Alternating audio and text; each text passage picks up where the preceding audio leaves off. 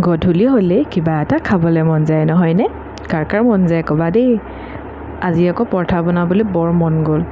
ভাবিলোঁ আজি মই পৰঠাকে বনাই খুৱাম।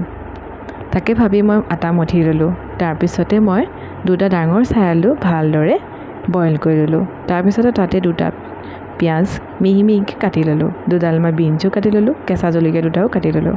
তাতে আকৌ এচিকুট নিমখ, চাট মছলা, জিৰা গুড়ি, ধনিয়া গুড়ি দি সানি ল'লোঁ।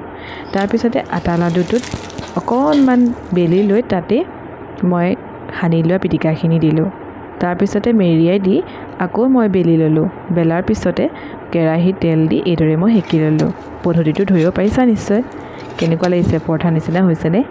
পিছে বনাই আছোঁ দি আছোঁ দেই, ভাল কমেণ্টো পাইছোঁ বোলে ভাল হৈছে।